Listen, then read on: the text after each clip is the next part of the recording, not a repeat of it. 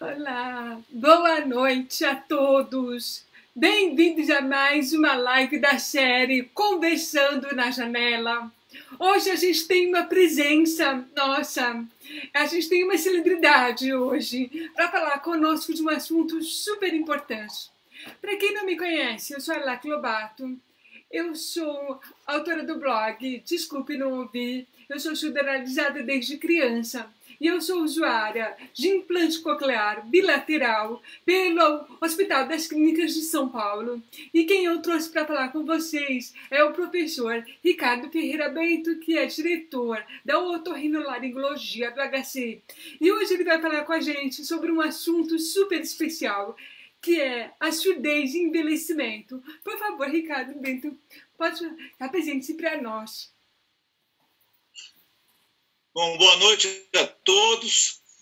Para mim a todos, a todas, para mim é um prazer estar participando, então, dessa iniciativa da LAC. Isso é uma coisa muito importante, porque eu acho que a gente esclarecer as pessoas sobre as coisas relacionadas com a surdez, poder responder perguntas sobre isso. A gente que já trabalha com isso há 35 anos, né, nessa área, fizemos os primeiros implantes cocleares do Brasil.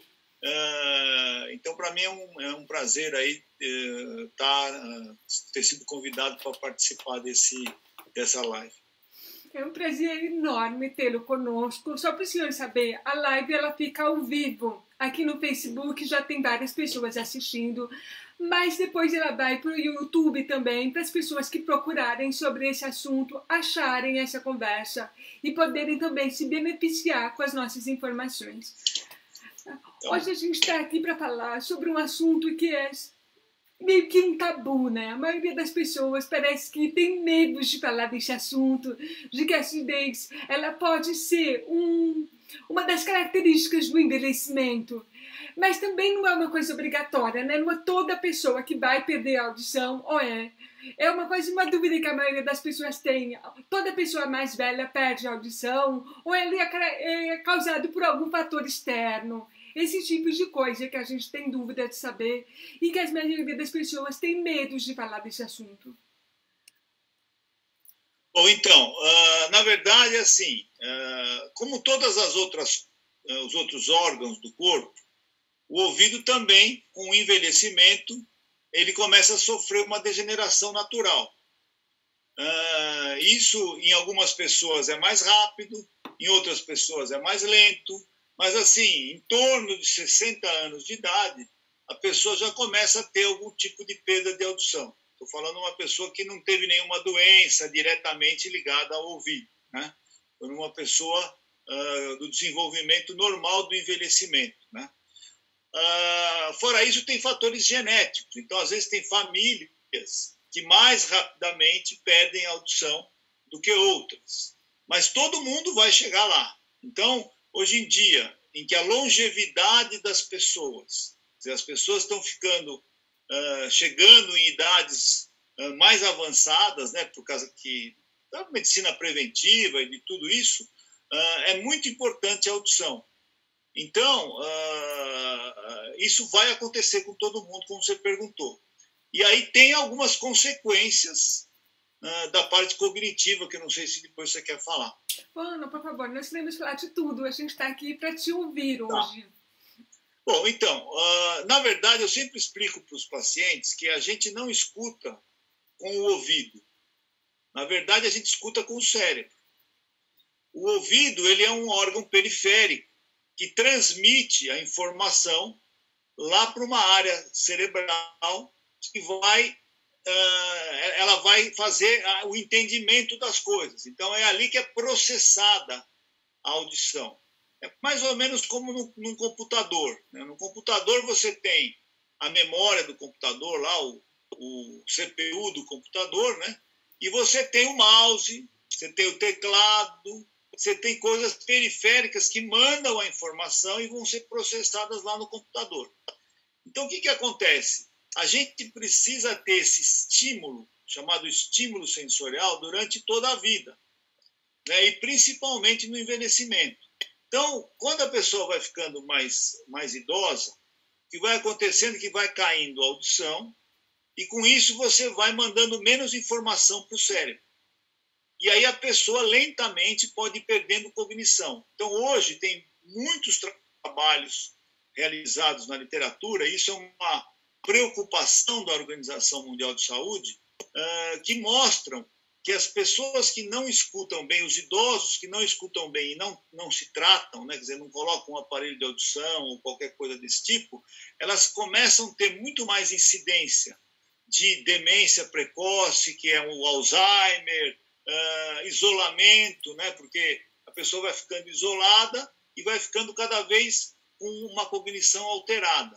Então, é muito importante que a gente quebre esse estigma de a pessoa não querer, por exemplo, usar um aparelho de audição. As pessoas resistem o máximo a isso, ou por problema estético, ou por problema de ter que ficar pondo, tirando a bateria, etc. e tal. Então, as pessoas resistem, mas não podem resistir. Então, por quê? Porque se você estiver escutando, é um investimento que você vai fazer para o seu futuro, né?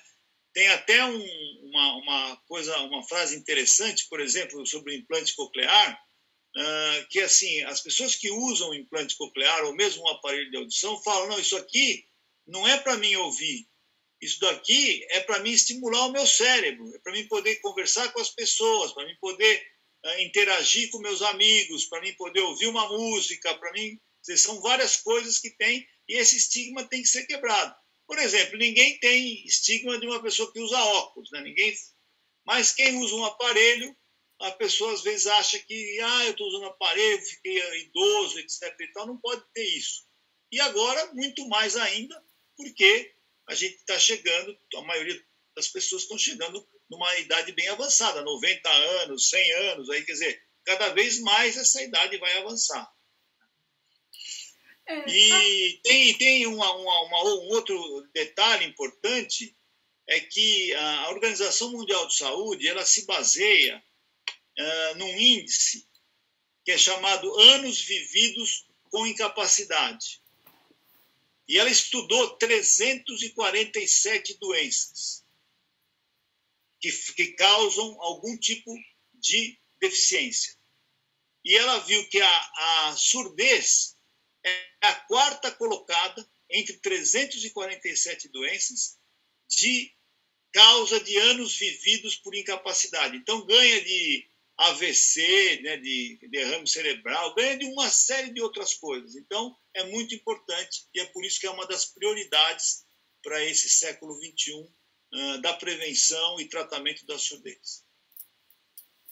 Deixa eu te perguntar uma coisa. A partir de qual nível de perda auditiva é que já começa a ser recomendado que a pessoa use um aparelho auditivo? Então, na verdade, o que ocorre é o seguinte, depende de muita coisa, mas a gente chama de uma perda moderada, né? As perdas leves, no início, não precisa, a menos que a pessoa for profissionalmente, por exemplo, usar a audição para alguma coisa. Então, eu sempre conto uma história, que eu sou amigo de um médico lá nos Estados Unidos, que cuidava do Bill Clinton, que era presidente dos Estados Unidos. E ele usava um aparelho de audição. Mas por quê? Porque, lógico, quando ele não precisava usar no dia a dia, mas quando ele vai fazer, por exemplo, uma entrevista de imprensa, uma conferência de imprensa, se alguém fizer uma pergunta e ele não entender direito o que a pessoa perguntou, ele pode dar uma resposta totalmente sem nexo. Então, ele usava em algumas situações. Então, depende da pessoa, né? Depende daquela profissão. Mas, normalmente, é em termos que a gente chama de perda moderada, de 40 decibéis para cima, mais ou menos, e quando está tendo uma dificuldade social e profissional. E quais os sinais de uma pessoa? Aliás, assim, desculpa, eu vou reformular a pergunta. A partir de quantos anos e com quais sinais que uma pessoa deve procurar um médico para quando ela estiver com suspeitas de perda auditiva? Então, na verdade, às vezes a pessoa, ela mesma não percebe isso, né? Quem acaba percebendo são as pessoas que convivem com ela, principalmente os familiares, etc. e tal. E quando a pessoa começa a ficar não entender, ficar meio ausente das coisas e fica perguntando, né? Quando a pessoa fala alguma coisa, eu não entendi, etc. Então, normalmente é isso, né, que ocorre. E como eu falei, é em torno de mais ou menos 60 anos de idade. Só que, hoje em dia, com a questão da exposição ao ruído, principalmente em quem mora em grande cidade, né, porque o ruído é uma das causas que aceleram a perda de audição. O ruído que eu digo é o som em geral. Então, por exemplo, hoje em dia, a maioria das pessoas usam os fones de ouvido com música alta, vão em lugares, né, que tem uma festa ou um show que tem a música muito alta e fica se expondo a esse tipo de ruído. Isso vai fazendo que, cronicamente, ao longo da vida, a pessoa vai perdendo a audição. E a gente está vendo, então, cada vez gente mais jovem, né, naturalmente em torno de 60, mas a gente já começa a ver gente com 45, 50 que começa a ter perda de audição e normalmente tem uma relação com exposição ao ruído. Agora, lógico que outras doenças podem levar também a acelerar isso. Diabetes, pressão alta, né, alguns remédios que a pessoa toma. Então, isso tudo vai ser analisado pelo médico da pessoa e vai se fazer um diagnóstico e vai se fazer uma orientação de tratamento, né? Tem uma pergunta aqui, porque boa parte das pessoas que assistem a minha live são pessoas que são implantadas ou são mães de implantados. E estou na dúvida se a pessoa que usa implantes coclear, ela não precisa se preocupar com surdez e envelhecimento, porque ela vai estar sempre fazendo a manutenção do implante, ou a gente também deve se preocupar com a longo prazo a gente ter algum tipo de piora na nossa perda auditiva? Não. Então, teoricamente, você usando o implante coclear, você está estimulando o seu centro cortical lá, né? E então não vai ter esse problema do envelhecimento. O que acontece com o implante coclear, que hoje, por exemplo, tem muitas crianças, obviamente, que são implantadas, né, que nasceram surdas e são implantadas jovens. E você imagina, né, uma criança que tem uma longevidade, ou uma criança que nasce hoje, ela provavelmente vai chegar com 100 anos de idade, porque é o que se espera aí, né, pelo menos com 100 anos de idade. Então, o que acontece é que provavelmente ela vai ter que trocar este implante coclear algumas vezes na vida. Porque o que acontece? O implante coclear, a parte externa tudo bem, você pode trocar, dar um upgrade, mas a parte interna você tem que fazer uma cirurgia. E o que ocorre é que o implante é um aparelho eletrônico, ele não vai durar 40, 30, 40 anos, como qualquer aparelho eletrônico, né? Então, isso já é um custo, vamos dizer, que a sociedade vai ter, né, que o sistema de saúde vai ter, porque ele sabe que essa criança vai ter que trocar não só a unidade externa algumas vezes, mas um dia também a unidade interna. E isso é uma preocupação do cirurgião também, porque o cirurgião ele tem que ter experiência para colocar o implante de uma maneira em que ele preserve o máximo possível as estruturas da cóclea. Então, na hora de inserir o eletrodo lá, a gente procura fazer uma cirurgia o mais delicado possível para que não estrague, entre aspas, as estruturas da cóclea, para que, se amanhã tiver que trocar ou aparecer algum outro tipo de tratamento, sei lá, uma célula-tronco, coisas que estão sendo pesquisadas, que a gente nem sabe se vai acontecer, mas podem acontecer, remédios, etc. e tal, que a cóclea esteja preservada, né? Então, é muito importante equipes que tenham experiência nisso, né? E que saibam fazer uma cirurgia que a gente chama de cirurgia com menos traumática possível para a cóclea. Agora, voltando para a perda auditiva, uma pergunta que as pessoas fazem é se o zumbido ele é um sinal de que a pessoa está perdendo a audição. Normalmente, o zumbido ele é associado com perda de audição, tá? É muito difícil uma pessoa ter um zumbido e não ter nenhum tipo de perda de audição. Ele pode, normalmente ele é gerado realmente no ouvido. Depois ele vai lá para o cérebro. Por isso que tem alguns casos de zumbido que quando a pessoa não trata desde o início, não procura desde o início, depois não adianta você dar algum remédio para o ouvido, porque ele já fica memorizado, vamos dizer assim, lá no cérebro. É mais ou menos o que ocorre, por exemplo, com uma pessoa que acidentalmente, por exemplo, perde uma mão, corta uma mão. Aí o que vai acontecer? Às vezes a pessoa continua sentindo coceira na mão, dor na mão e não tem mão. É porque o cérebro é que está gerando essa informação. Então o zumbido é mais ou menos a mesma coisa. Ele vai lá, fica no centro cortical, aí não adianta você tirar o ouvido, vamos dizer, sei lá, né? Estou fazendo uma coisa fantasiosa, mas tirar o ouvido da pessoa porque ela vai continuar ouvindo o barulho. Uma outra pessoa que está perguntando aqui, ela tem 66 anos e ela teve uma perda súbita de audição há um mês. Ela fez uma ressonância e está tudo preservado. O que ela poderia fazer para tratar essa perda súbita? Então, a perda súbita de audição é uma coisa rara, né? Assim, a incidência é mais ou menos uma pessoa para cada 50 mil pessoas que podem ter uma perda de audição. Normalmente elas são unilaterais. É muito raro ser nos dois ouvidos ao mesmo tempo. Tá? E a pessoa deve procurar o médico o mais rápido possível, porque existem algumas alternativas de tratamento que, às vezes, você começando bem no início, você consegue reverter essa perda. Agora, quando passa uma semana, 2 semanas, conforme vai passando o tempo, é muito difícil reverter essa perda. Essa perda ela pode ser total ou ela pode ser parcial. Né? Pode ser, se ela for parcial, a pessoa pode usar um aparelho de audição, esse comum, esse de um aparelho de amplificação.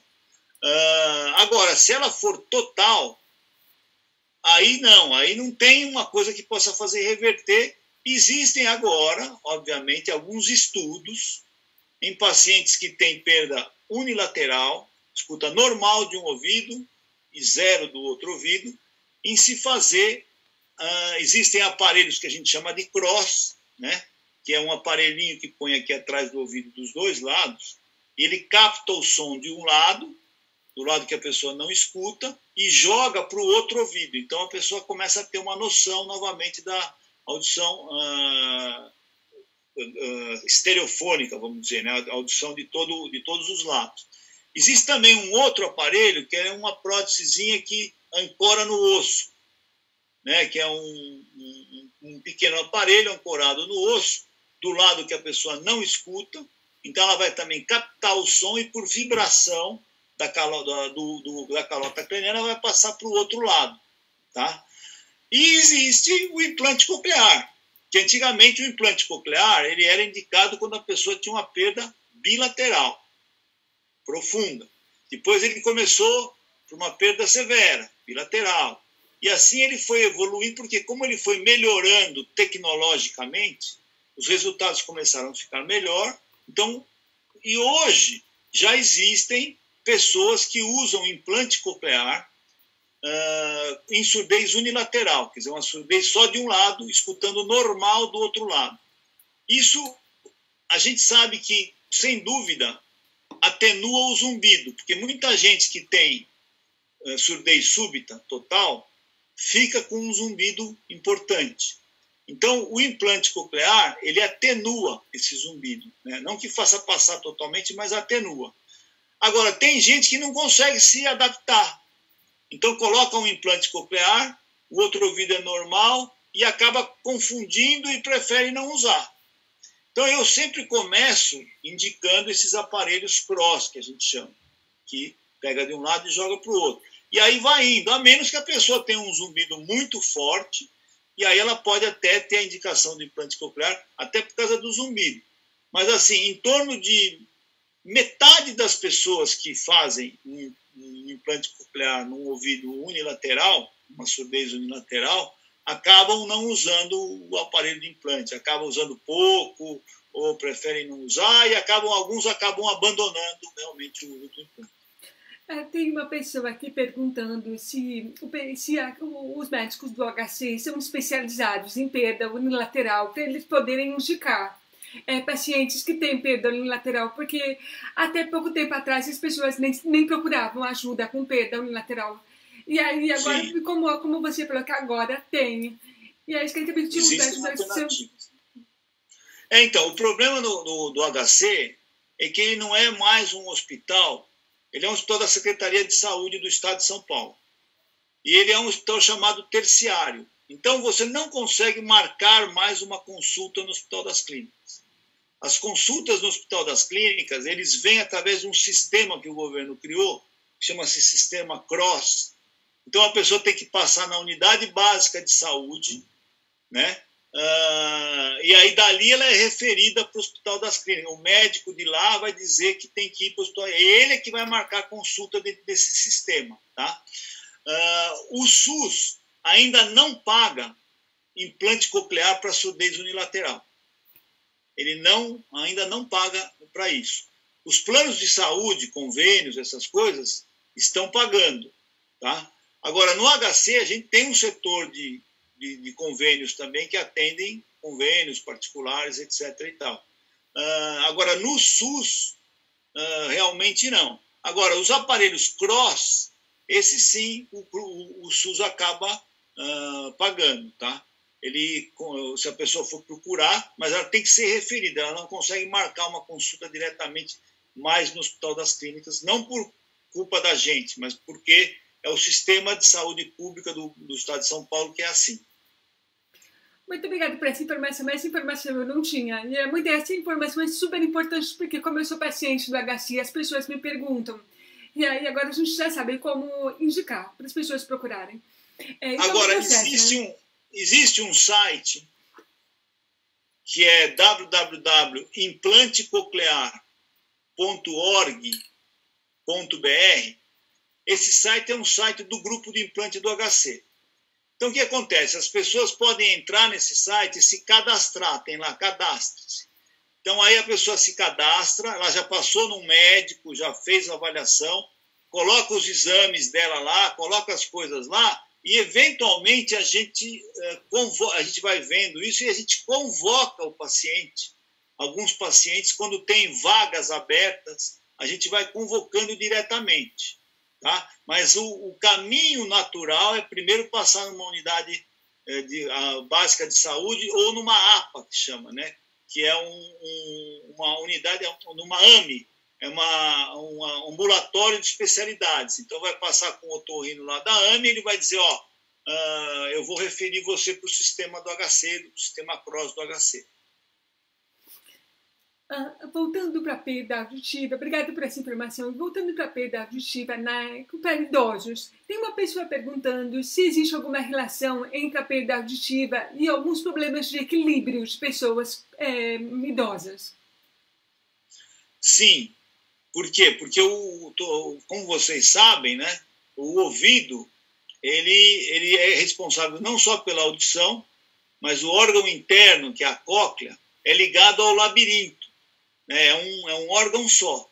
Então, o equilíbrio, o principal órgão de equilíbrio do organismo também é no ouvido, que é o labirinto.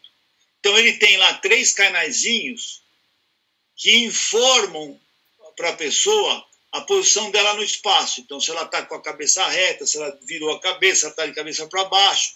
Então, quem informa isso é o ouvido. Então, quando a pessoa tem uma doença lá na cóclea, ela pode ter uma doença junto no labirinto também. Então, isso o médico é que vai fazer o diagnóstico, vai ver se esse desequilíbrio da pessoa está ligado à audição ou pode estar ligado a alguma outra coisa, entendeu? Mas, normalmente, ele pode estar ligado com a audição, sim. É certo. E uma outra pergunta que fizeram relacionada à perda auditiva na idade, quando que a pessoa deve procurar a reabilitação auditiva? Porque se a pessoa coloca um aparelho, mesmo mais velha, ela imediatamente vai se adaptar ou ela deve procurar um fonoaudiólogo para trabalhar essa adaptação?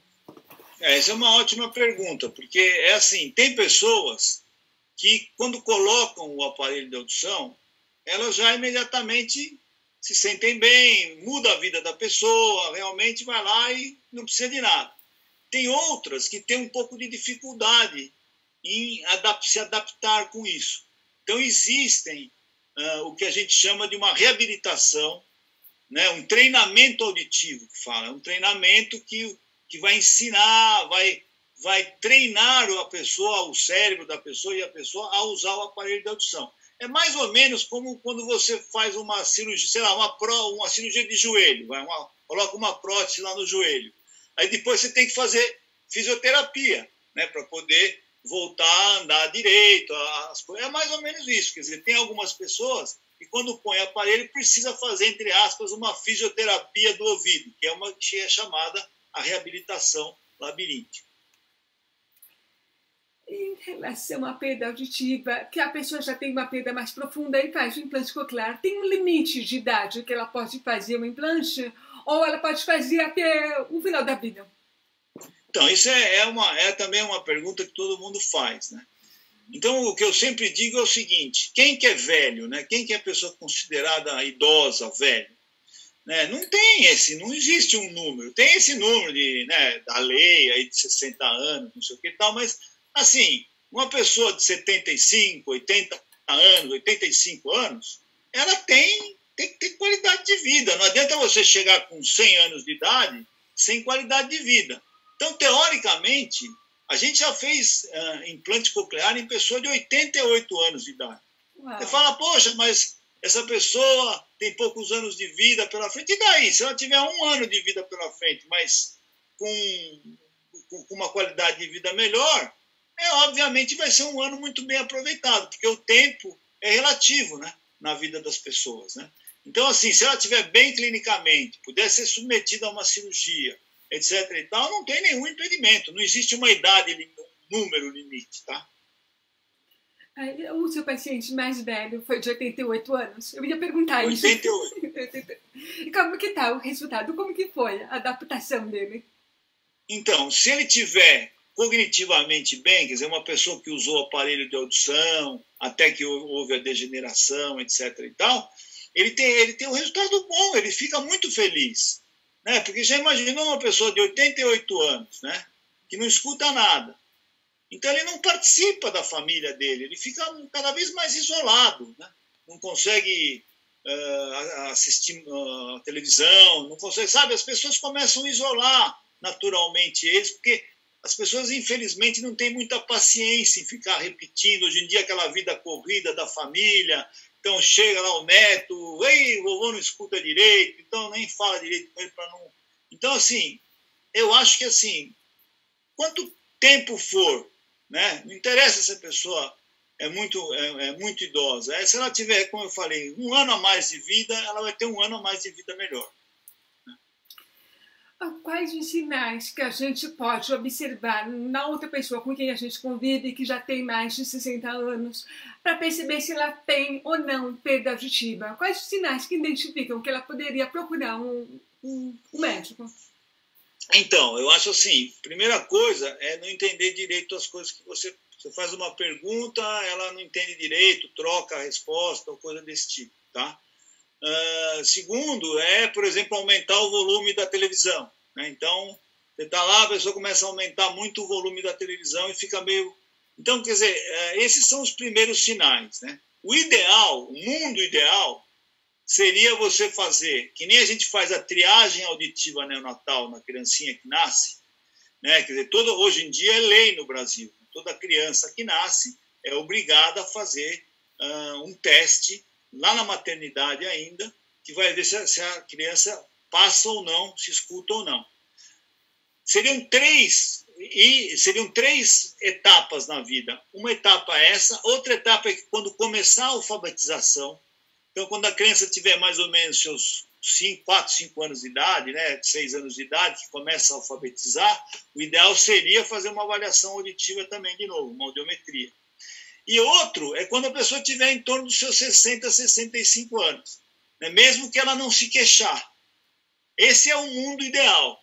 Né? Só que, então, a pessoa que puder, quando tiver os seus 60, 65 anos, ela deve procurar no médico e ir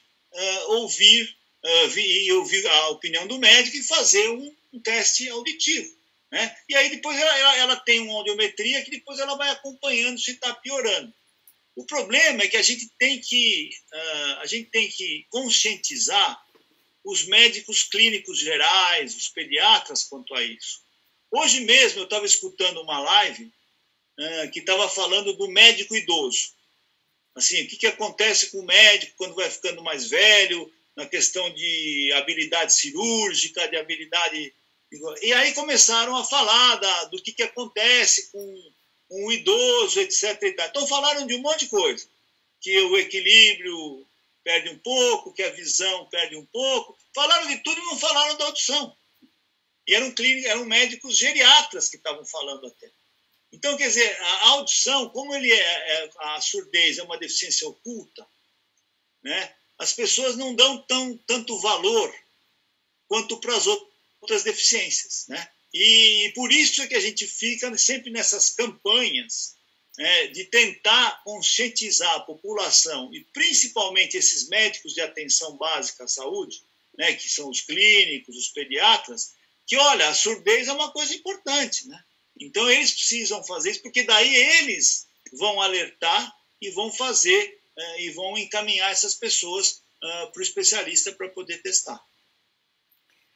E qual o papel do ruído ambiente em relação à perda auditiva? Como é que ele afeta a audição? Então, é um trauma mesmo, porque assim, o som, ele é uma vibração que caminha no ar.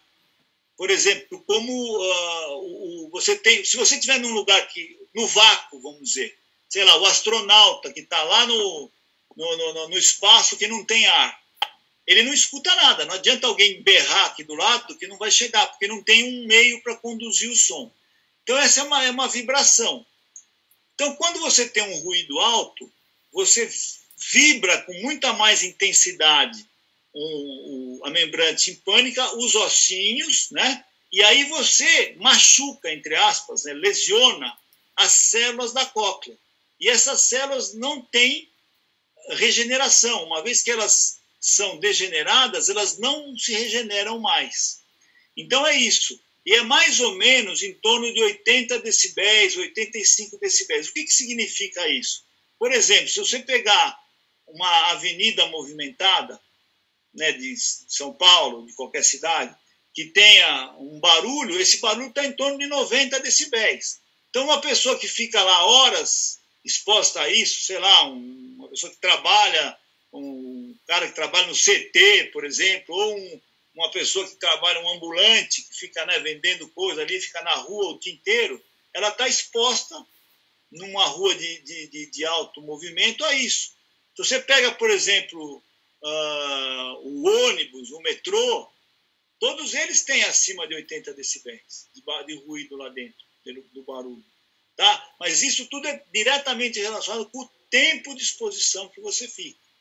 Então, assim, é sempre bom que você dê um descanso para o seu ouvido, né? Então, por exemplo, se você tiver que estar exposto num ruído maior, ou você usar algum tipo de proteção, isso nas indústrias já é obrigatório, é lei, e quando você estiver no fim de semana, ou à noite e tal, procurar ficar num lugar mais tranquilo, não escutar uma música alta. Então já pensou, fulano está o dia inteiro lá na rua, depois chega à noite em casa, ele começa a escutar lá um som alto, então, porque ele fica martelando o ouvido o tempo todo. E o ouvido, ele não foi criado para os sons que a civilização criou.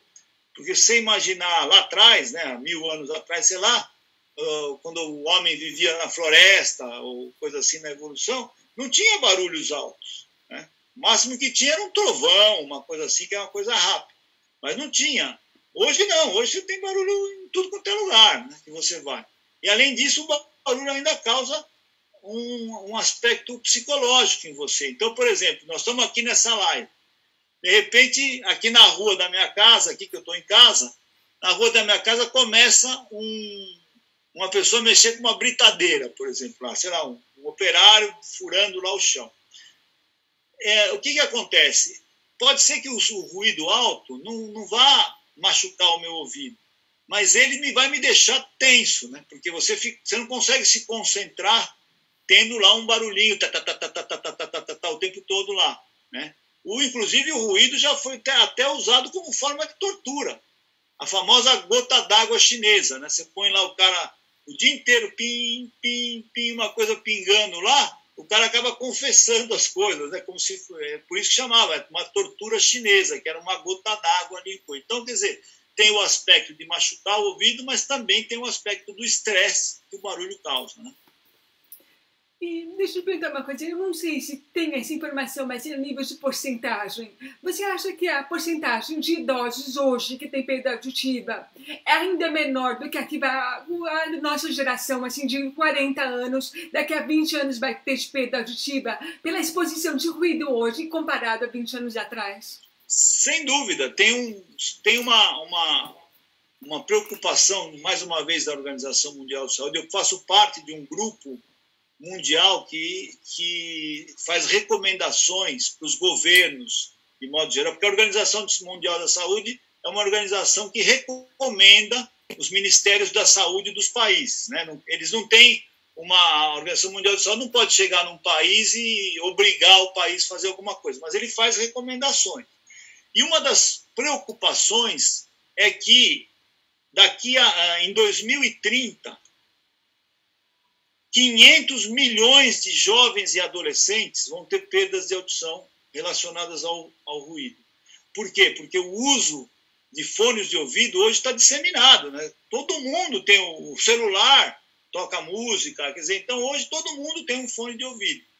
Então, existe uma preocupação em que a indústria que faça esse tipo de equipamento, tem alguns equipamentos, por exemplo, esse meu celular aqui, eu sei que quando você aumenta muito o som aqui, aparece lá uma faixa vermelha. Fala, olha, você ultrapassou um som, aí é melhor você baixar. Então, fazer equipamentos que não produzam sons que possam lesionar o ouvido, né? Então, ter pelo menos um corte, ou pelo menos um aviso para a pessoa. Falar, olha, você está usando um aparelho que está dando, sei lá, acima de 100 decibéis, você pode ter um problema no seu ouvido, né? Eu vou contar uma coisa. Quando eu fiquei 22 anos sem ouvir, eu não sei quanto o senhor se lembra do meu caso, mas eu fiquei 22 anos sem ouvir. Eu me lembro bem de você, lógico. Quem não se lembra de você? Quando eu voltei a ouvir, eu me impressionei como as coisas fazem barulho, porque hoje em dia o elevador fala com você, o caixa do estacionamento fala com você e é tudo muito alto. É uma exposição constante ao ruído. Por exemplo, eu uso meu celular no mudo, pela quantidade, os aplicativos todos eles fazem barulho. Eu acho extremamente cansativo. O ouvinte não está acostumado, mas para mim, eu acho que o mundo está excessivamente barulhento mesmo. Para você, mas as pessoas estão tendo isso daí, só que não percebem, você entendeu? Então elas não percebem tanto quanto você que ficou um tempo sem ouvir. Mas, por exemplo, ouvir é uma coisa maravilhosa, porque eu tenho alguns pacientes, por exemplo, que usam aparelhos de próteses auditivas que são totalmente implantáveis, quer dizer, totalmente dentro do ouvido. E elas falaram que uma das coisas mais maravilhosas que elas fizeram era, por exemplo, ouvir o barulho da água tomando banho de chuveiro. Quer dizer, então, estava tomando banho de chuveiro, nunca tinha ouvido como é que era o barulho da água do banho de chuveiro. Ou dar um mergulho na piscina, dar um mergulho no mar, né? E fala, nossa, que maravilha que é isso. Para a gente que é ouvinte, a gente não dá essa importância porque a gente não tem. A gente começa a dar importância para as coisas quando a gente perde as coisas, né? Então, eu acho que assim, é muito importante que a pessoa possa se reabilitar. A gente respeita totalmente a cultura da comunidade surda, né? Existe uma comunidade que se utiliza da leitura, da Libras, etc. Isso a gente respeita totalmente, né? Isso é uma vontade deles, né? Inclusive, até a Libras pode ser usada por uma pessoa que tem uma perda de audição, usa um implante, ela pode juntar a comunicação dela oral com a comunicação com Libras, né? Mas, realmente, para uma criança pequena, por exemplo, é muito importante que a gente dê a ela essa oportunidade, entendeu? Porque que acontece? A gente sabe que se você demorar muito para fazer um implante coclear, depois não adianta, é por causa daquela questão cerebral, né? Lá o cérebro. Então, você não pode falar assim, eu vou deixar essa criança chegar na idade adulta para ela decidir se ela vai querer botar um implante ou não, porque depois não adianta pôr, né? Então, a gente tem que dar essa oportunidade a ela, né?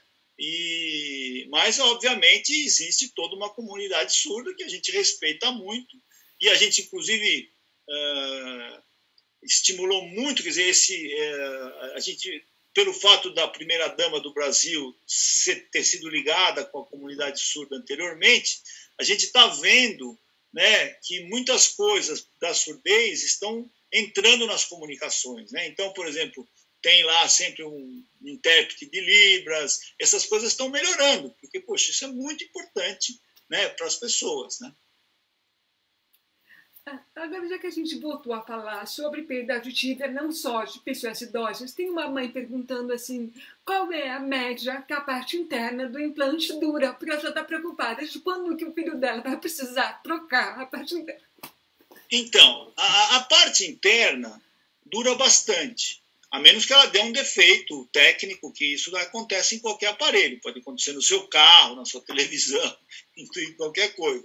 Mas, normalmente, como ela não tem bateria, né, a parte interna não tem bateria, eu tenho pacientes com 20 anos implantados que não precisou trocar a parte interna ainda, né? O que acontece é que a parte externa é que processa o som, isso sim, ela está evoluindo, né? A indústria normalmente ela faz o processador externo cada vez melhor, mas que vai se comunicar com a unidade interna antiga. Então, assim, eu diria que assim, pelo menos uns 10, 15, às vezes 20 anos, esse aparelho vai durar. E eu acho que não vale a pena você trocar, a menos que apareça uma coisa que é muito diferente tecnologicamente, mas não vale a pena você trocar. Mas um dia, talvez você vai ter que trocar, né? Porque o aparelho, de repente, para de funcionar como qualquer aparelho eletrônico. Né? Ou talvez até lancem um implante totalmente interno, que é uma coisa que estão perguntando, e se tem previsão de um implante totalmente interno? Então, existem algumas empresas que estão trabalhando forte com isso. Né? Eu sei disso, eu acho assim, tinha uma previsão de alguma coisa para 2023. Ele tem uma previsão de uma empresa. O problema do implante totalmente interno é a bateria. Porque assim, vocês veem que o processador, você tem que trocar a bateria, ou você tem que carregar lá, no carregador, o aparelho. Então, se você colocar uma coisa totalmente implantada, a bateria tem que ir lá para dentro também. Entendeu? E a bateria tem uma durabilidade. Né? Então, ela usa muito energia, o implante coclear usa muita energia, porque ele fica processando, é como se fosse um computador, então ele fica processando. Então, o que acontece? O que estão tentando resolver é essa questão da bateria. Porque não existe uma bateria, por exemplo, no marca-passo cardíaco, que é colocado uma bateria junto com o marca-passo lá no coração. Como ele não processa, ele é só um estímulo, a bateria dura lá 5, 7 anos de um marca-passo, depois você vai ter que trocar. Então, o que eles estão fazendo é essa solução da bateria. Tá? Mas um dia vai acontecer, mas ainda não está próximo, não. Eles falam esse negócio de 2023, tal, mas eu não acredito que até lá chegue, não. Tá? E o microfone também é um problema. Porque você imagina, se você tiver um microfone externo, tudo bem. Agora, se você puser um microfone embaixo da pele, ele vai captar sons do seu organismo. Então, batimento cardíaco, o sangue mesmo circulando, a sua respiração. Você entendeu? Então, você tem que criar um software que elimine esse barulho. E, com isso, você vai gastar mais energia ainda. Então, é uma equação, mas um dia vai chegar. Porque a evolução técnica, tecnológica, hoje em dia é magnífica, né? Mas, assim, o implante coclear é uma das próteses mais inteligentes, é a prótese mais inteligente do organismo. As outras próteses que existem, prótese de quadril, prótese de fêmur, prótese de joelho, são próteses simples, são próteses mecânicas, né? O implante não, é uma prótese sensorial, né? Que ela vai produzir um estímulo elétrico que vai estimular o cérebro. É a prótese, sem dúvida, mais inteligente que o homem já criou até hoje, né? Só para quem perguntou sobre o implante totalmente interno, eu vou dar uma sugestão. Não esperem o implante totalmente interno chegar no mercado para fazer o implante, por favor. Olha, a gente já tem partes externas extremamente pequenas. Eu tô com uma, né? Você não tem nem a parte da orelha, eu tô com um canso. E ele já é bem pequenininho, então não tem por que esperar um totalmente interno. Eu posso tirar ele para dormir. Mas a gente tem essa curiosidade de saber se um dia, talvez daqui a 20 anos, ele esteja tão evoluído que vale a pena, mas não é uma coisa para já, né? Então, sempre as pessoas me perguntam, isso é natural, né? Uma mãe, por exemplo, uma família, a mãe e o pai, chegam lá e falam, poxa, mas não é melhor esperar um pouco para fazer o implante, porque vai aparecer coisa mais moderna? Lógico que vai. É igual o computador, né? O celular. Né? A pessoa fala assim, bom, daqui a um ano o celular já aparece um modelo novo, com mais coisas. Isso vai acontecer. Então, então eu não vou comprar o celular agora, porque eu vou esperar chegar um celular mais novo. Mas aí, quando chegar um mais novo, já vai chegar um outro mais novo. Então, não adianta. Você tem que fazer, não pode perder tempo, né? É isso. É verdade. Agora, uma pergunta que não é relacionada à perda auditiva nem implante, mas eu achei que vale a pena passar. Uma pessoa que ela tem zumbido, mas ela não tem perda auditiva, se o senhor recomenda alguma terapia ou algum aparelho que possa ajudar a minimizar o ruído quando não está ligado à perda auditiva, ao zumbido, desculpa. Bom, então, aí vai precisar fazer diagnóstico, né? Porque o que acontece é que o zumbido, ele é, na verdade, um sinal, um sintoma, ele não é uma doença. Então tem que saber o que está causando o zumbido nessa pessoa e atacar o que está causando o zumbido. Tem mais de 100 causas de zumbido, né? Que causam zumbido, doenças que causam zumbido. Agora, se você não conseguir diagnosticar, às vezes você faz todos os testes e não acha absolutamente nada e a pessoa tem um zumbido.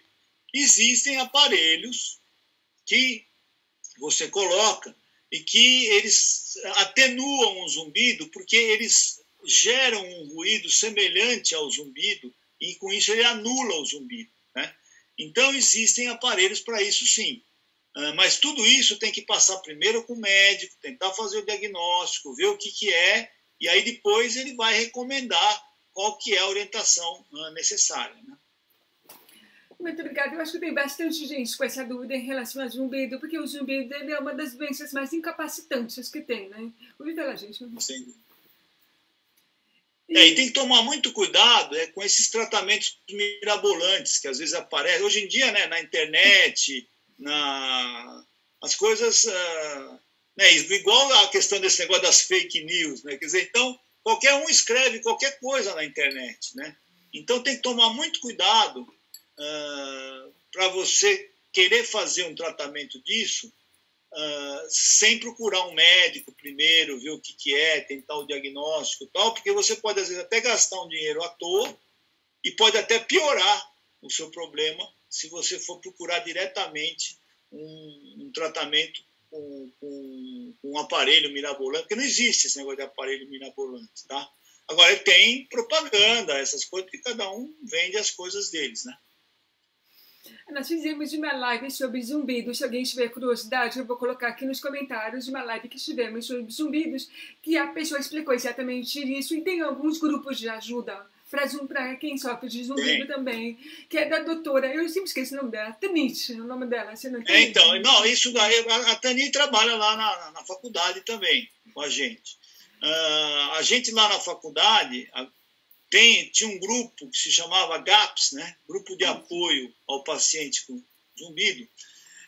Esse grupo vai ser retomado agora.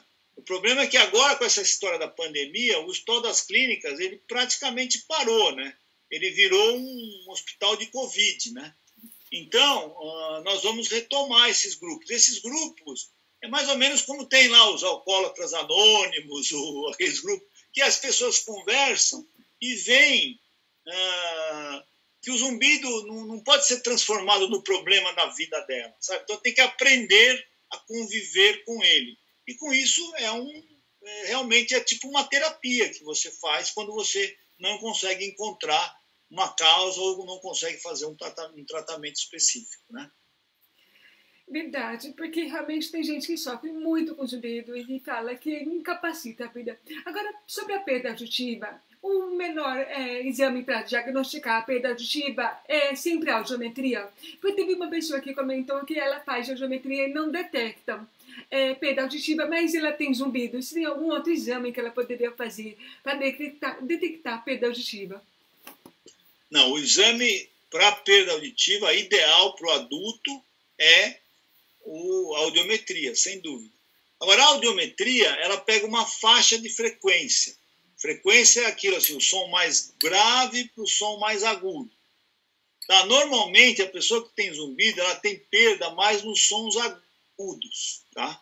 E, às vezes, a audiometria convencional, que é essa que se faz convencionalmente, ela vai até uma certa frequência e não ultrapassa daquelas frequências. E, às vezes, a perda da pessoa está numa frequência lá em cima, mais alta. Então, existem audiometrias que podem fazer testes das frequências mais altas, tá?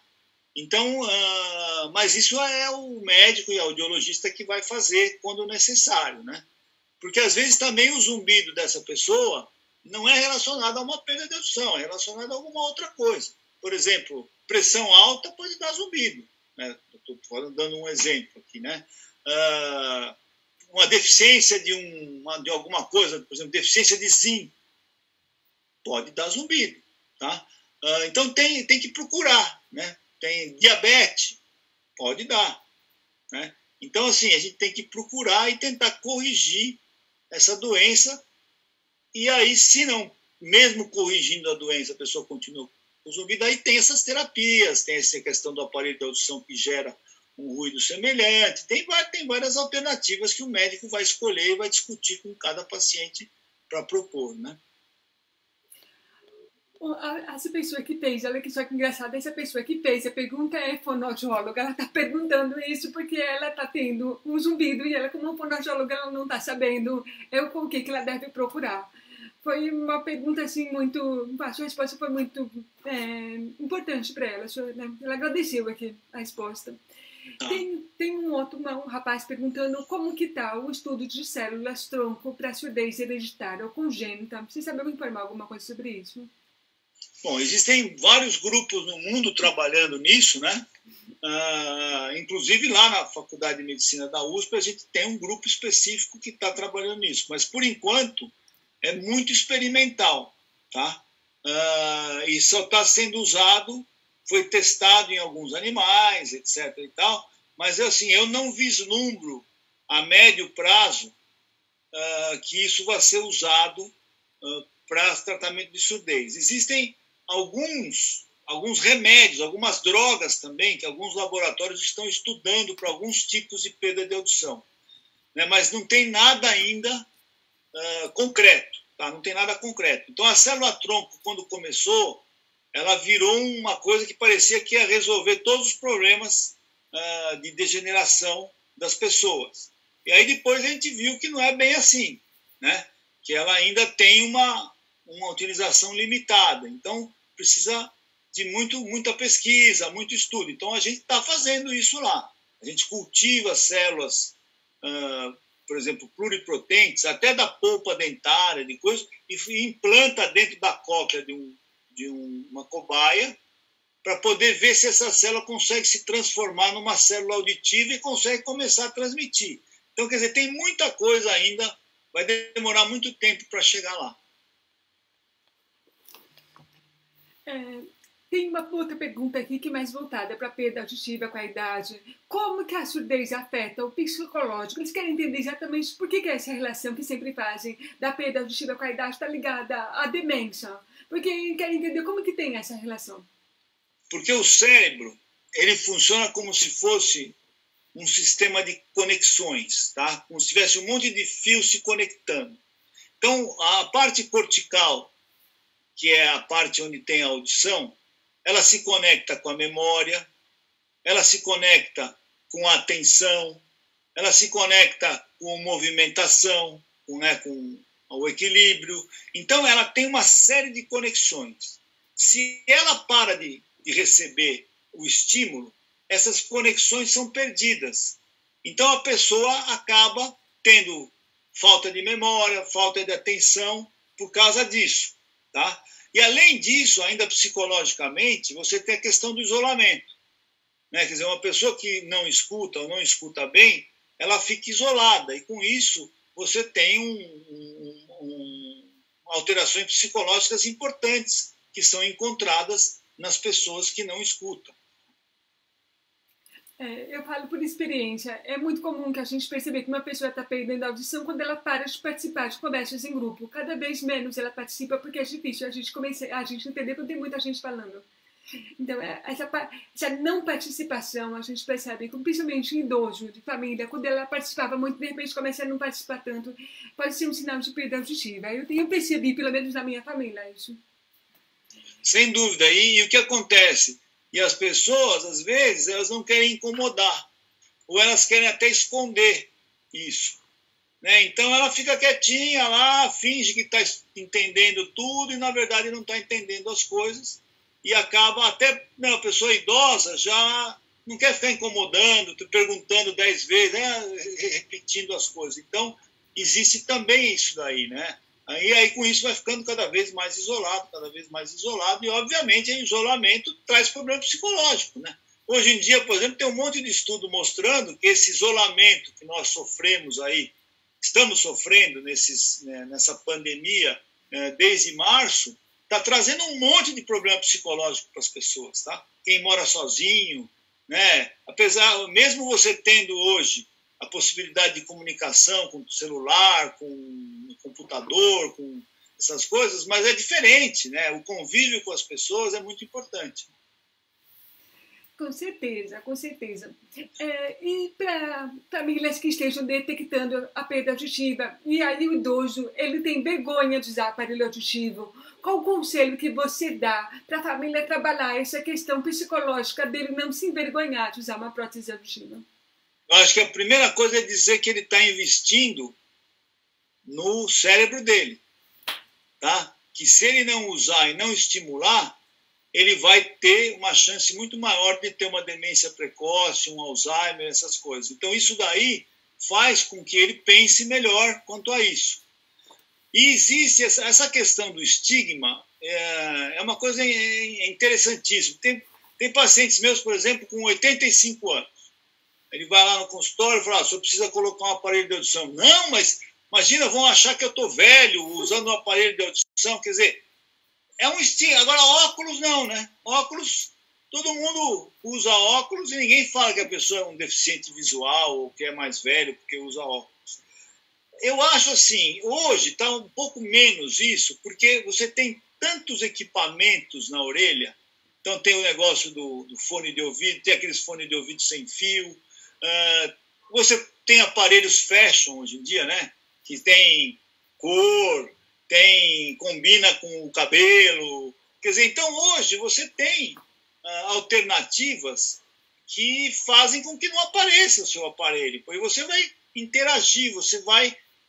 muda a vida da pessoa. É a mesma coisa, eu sempre vejo esse negócio do óculos. Eu, quando tinha 40 e poucos... Eu nunca usei óculos. Quando eu tinha 40 e poucos anos, a gente começa a ter problema para ler, né? Todo mundo começa a ter problema para ler. E a gente fica resistindo, né? Para não pôr o óculos e tal. E aí, quando eu comprei o óculos e pus o óculos, quer dizer, quando eu fui ver o óculos, eu falei, puxa, mas por que eu não pus esse negócio antes, entendeu? Porque agora que eu estou enxergando tudo, estou conseguindo ler direito, né? E a mesma coisa do aparelho de audição. As pessoas ficam resistindo. E aí também, depois de muito tempo, não adianta mais pôr também, porque o cérebro já não processa mais. E aí, quando põe o aparelho, a pessoa fala, puxa vida, olha o tempo que eu perdi, que eu fiquei resistindo, como mudou a minha vida, né? Olha, eu confesso para você que mesmo eu sendo uma ávida defensora dos aparelhos auditivos e tal, eu ainda resisto em colocar óculos, porque eu me sinto meio velha quando eu coloco óculos.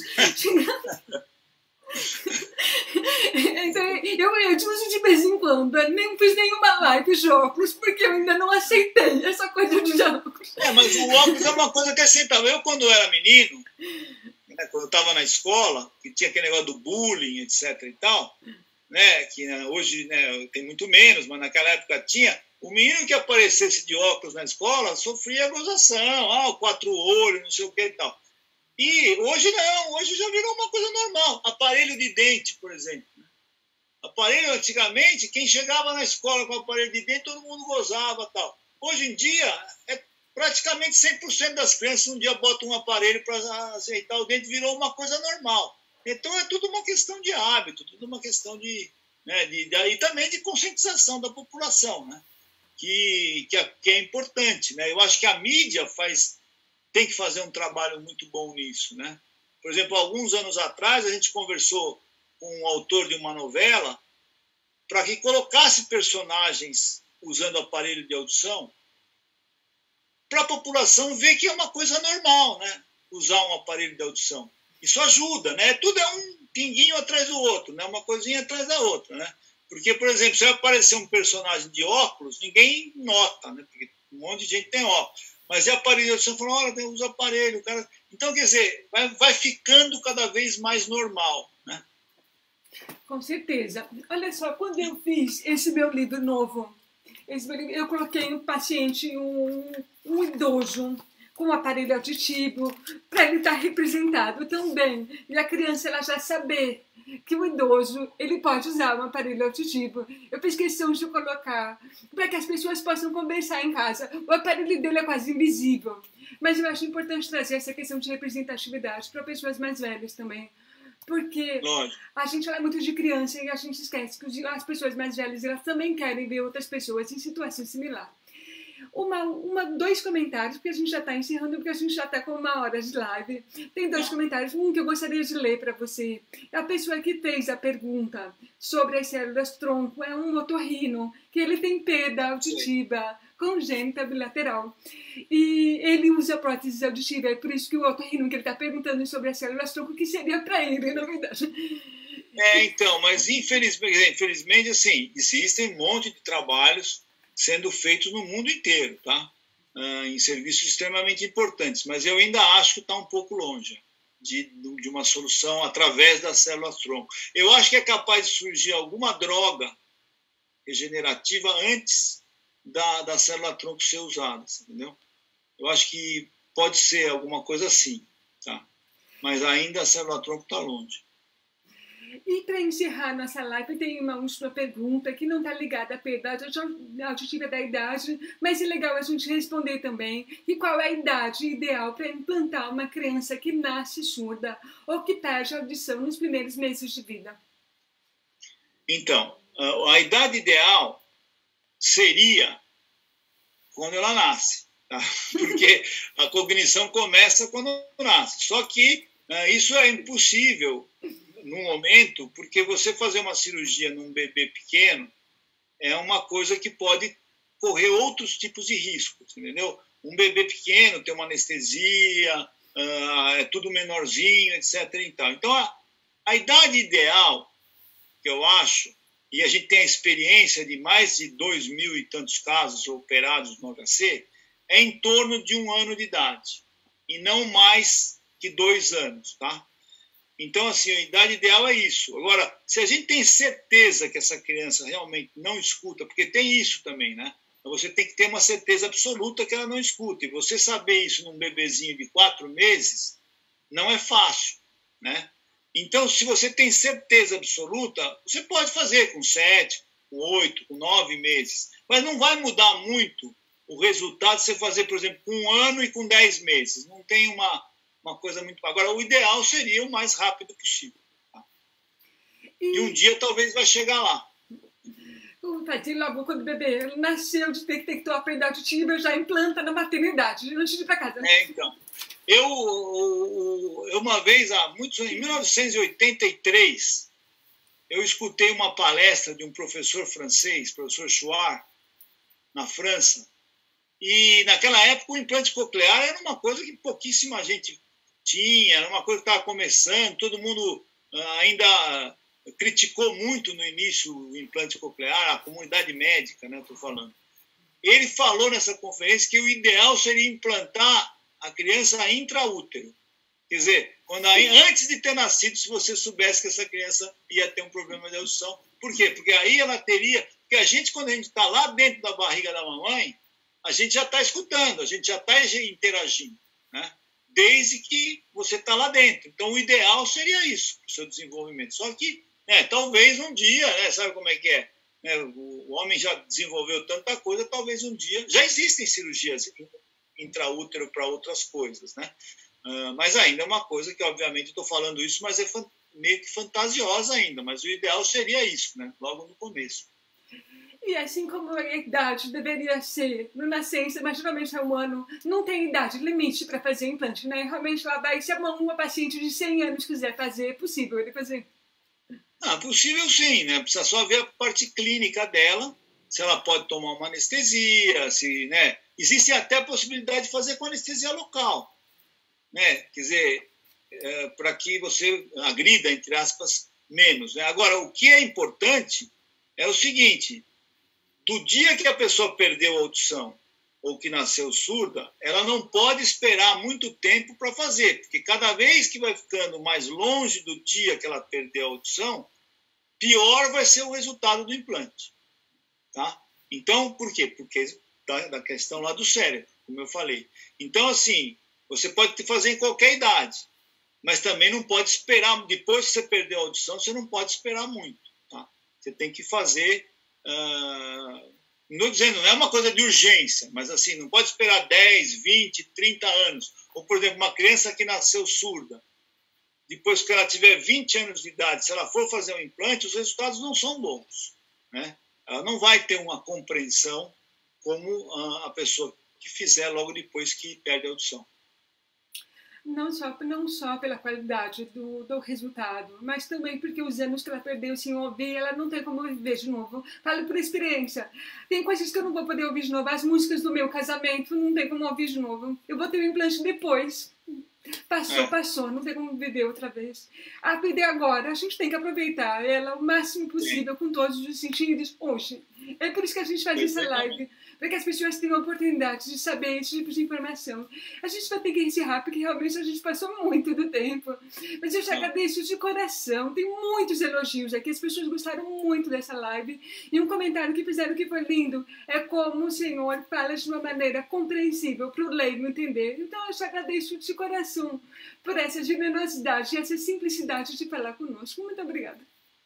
Eu é que agradeço a oportunidade e ressalto a importância de fazer esse tipo de ação, como você faz, através de livros, através de live, através de palestras, porque isso é um tijolinho que vai construindo, né, essa nossa grande casa para resolver um problema sensorial que é extremamente importante na vida das pessoas. Boa noite a todos, se cuidem, né? Nós estamos ainda no meio, infelizmente, dessa pandemia, e eu aconselho a todos realmente se tratarem, e principalmente os idosos se cuidarem bastante. Tá? Muito obrigada, doutor Ricardo. Tenha uma ótima noite. Foi um prazer estar com você hoje. Tchau, tchau. Boa noite a todos. Beijinhos sonoros.